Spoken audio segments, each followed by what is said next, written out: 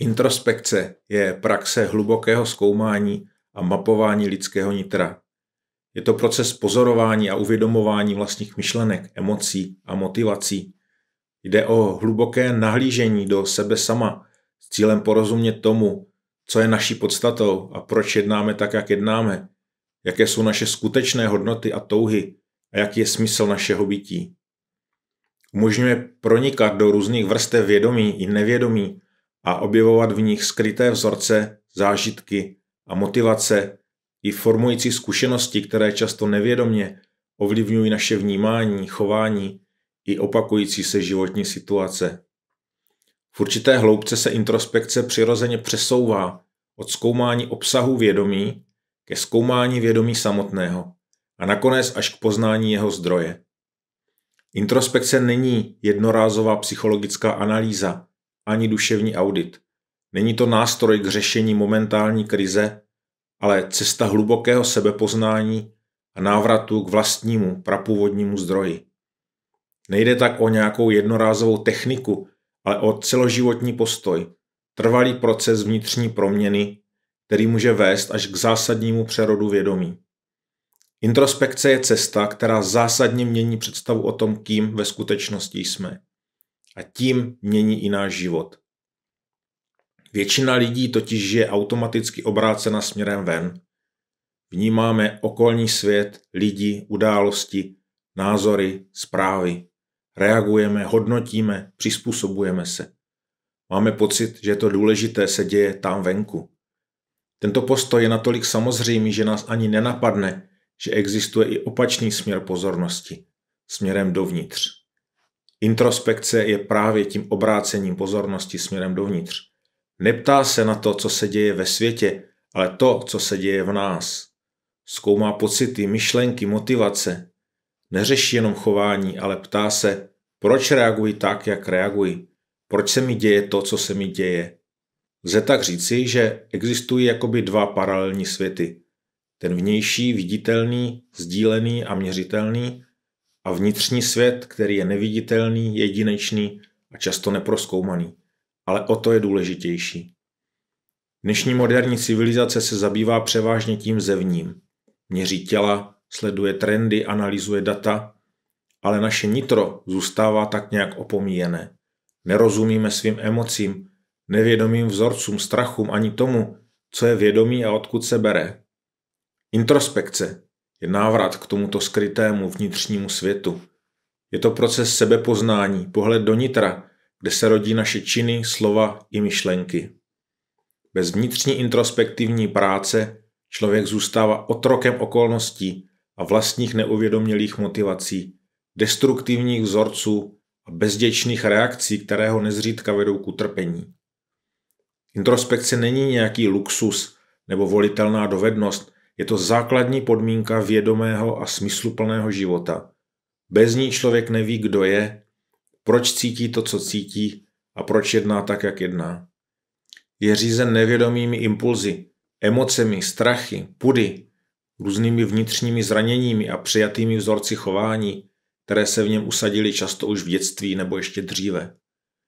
Myslí si, že má svobodnou vůli, ale ve skutečnosti jen mechanicky a předvídatelně reaguje na vnější podněty jako nějaký dobře naprogramovaný automat. Člověk bez introspektivního poznání nežije jako skutečný člověk, ale spíše jako nějaký naprogramovaný biorobot. Mechanicky a předvídatelně reaguje na vnější podněty, honí se za potěšením, prchá před bolestí, podléhá emocím, impulzům a vlivům okolí. Možná, že dosahuje vnějších úspěchů, ale uvnitř je zmatený, prázdný nebo rozervaný. Jeho vztahy bývají konfliktní, motivace nejasné a rozhodnutí často vedou ke zklamání. Neznalost sebe sama se časem totiž projeví jako vnitřní bolest, ať už ve formě úzkostí, závislostí, syndromu vyhoření nebo existenciální prázdnoty.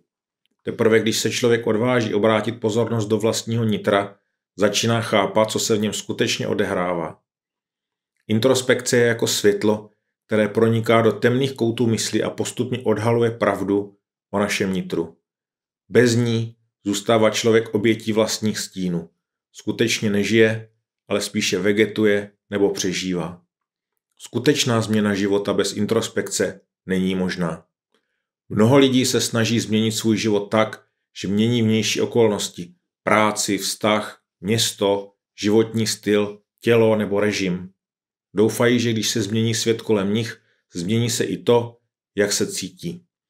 Ale skutečná proměna nezačíná zvenčí. Vnější realita, zdraví, vztahy, peníze nebo okolnosti jsou jenom odrazem vnitřních nastavení, postojů a přesvědčení. Každá zevní změna se nejdříve musí odehrát uvnitř. Introspekce obrací tento princip ve vědomou praxi. Místo snahy manipulovat svět kolem sebe se učíme rozumět sami sobě. Začínáme vidět, jak naše myšlenky, hodnoty a skryté vzorce a vnitřní konflikty tvoří realitu, ve které žijeme. Introspektivní člověk chápe, že život není náhoda.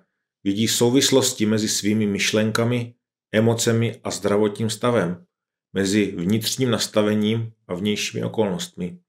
Staré přísloví říká, chceš-li změnit svůj život, musíš nejprve změnit sám sebe a právě k tomu introspekce vede. Introspekce není jenom o pohledu dovnitř. Je to odvaha klást si otázky, které většina lidí celý život obchází. Otázky, které jdou pod povrch každodenních rolí a automatických reakcí. Proč reaguji tak, jak reaguji? Co mě ve skutečnosti pohání? Odkud se bere moje já? Introspektivní člověk se těchto otázek nebojí. Ne proto, že by na ně hned znal odpověď, ale protože chápe, že už samotné hledání ho zásadně proměňuje. Kdo si takové otázky nikdy nepoloží, ten zůstává na povrchu života v roli, kterou mu napsal někdo úplně jiný. Tyto otázky nejsou filozofické abstrakce pro intelektuály, jsou to základní otázky lidské existence. Co opravdu chci? Proč se opakovaně ocitám v podobných situacích? Může mít můj život hlubší smysl než jenom přežívání? Existuji jen jako tělo, nebo jsem stvořená bytost s vyšším smyslem? A čím hlouběji člověk jde, tím zásadnější otázky se začínají vynořovat. Introspekce tak není snaha cítit se lépe, ale cesta k pravdě o sobě a skrze sebe k pravdě o celé skutečnosti. Veškerá hlubší introspekce se nakonec soustředí kolem jedné jediné otázky. Kdo jsem já? Na první pohled se může zdát, že jsme svým tělem, emocemi, názory nebo životními zkušenostmi. Ale jakmile začneme vnímat své nitro pozorněji, zjistíme, že to všechno jsou jenom obsahy, proměnlivé, dočasné a pomíjivé. A přesto tady zůstává něco, co je vnímá. Možná ještě nevíme, jak to pojmenovat, ale víme, že jsme to my. Tím něčím je vědomí. Prostor, ve kterém se odehrává všechno, co prožíváme. Vědomí, které si uvědomuje tělo, vnímá emoce, sleduje myšlenky. V určité fázi introspektivní cesty si člověk uvědomí, nejsem svými myšlenkami, jsem tím, kdo je pozoruje. Ale ani to není konečný bod. Vědomí samo má svůj zdroj. A pokud je možné pozorovat myšlenky a pak i pozorovatele, kdo a nebo co je tím posledním pozorovatelem? Tato otázka otevírá další, ještě hlubší rozměr introspekce. Nejde už jenom o to, kdo jsem jako člověk, ale o to, kdo nebo co je původcem samotného bytí a vědomí. A právě tady se introspekce přibližuje mystice a dotýká se samotného tajemství existence. Introspekci lze rozdělit na dvě úrovně, na malou a velkou. Malá introspekce se zaměřuje na konkrétní aspekty vnitřního života, jako jsou emoce, myšlenkové vzorce, vztahová nastavení, morální dilemata, motivace a tak dále. Je to jakýsi psychologicko-duchovní audit, při kterém začínáme chápat, proč reagujeme určitým způsobem, co nás v životě ovlivňuje a kde vznikají naše utrpení a konflikty. Velká introspekce jde ale ještě mnohem hlouběji.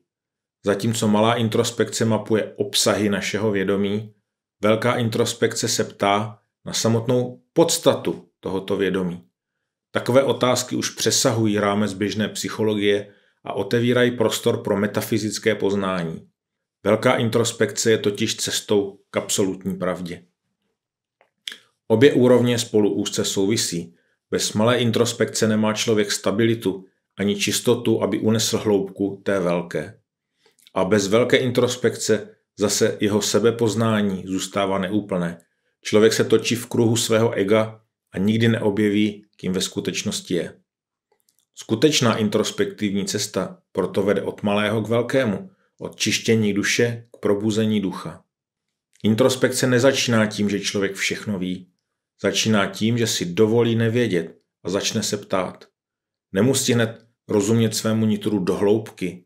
Stačí udělat první krok, stišit se, zastavit běh života a otočit pozornost směrem dovnitř.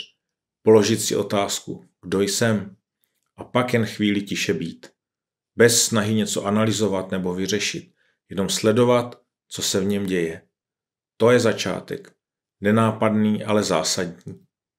Každá skutečná změna v životě totiž začíná tímhle jednoduchým krokem. Obrácením pozornosti ze světa k jeho zdroji. To je dneska z mé strany všechno. Já vám děkuji za pozornost a těším se s vámi na shledanou u dalšího videa.